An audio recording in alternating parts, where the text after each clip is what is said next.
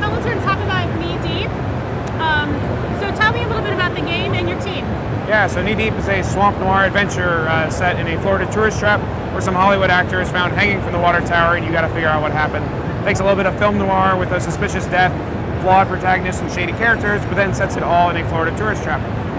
The game itself plays out in a stage, so you're an actor moving between sets, delivering your dialogue.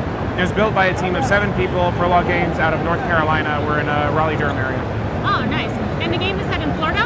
That's right. Our writer came from Florida. He was originally a writer at the St. Pete Times for about 10 years.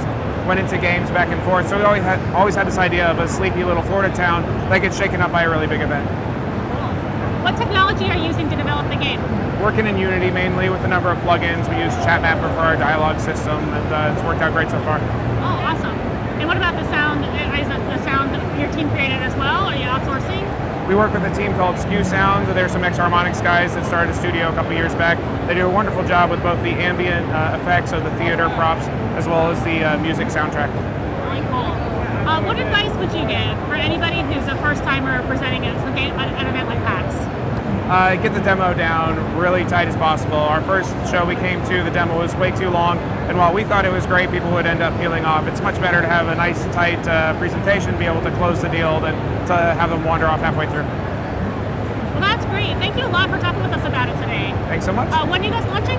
Full game's out now. Episode 3 just launched on Steam for PC, Mac, and Linux, and it's available now.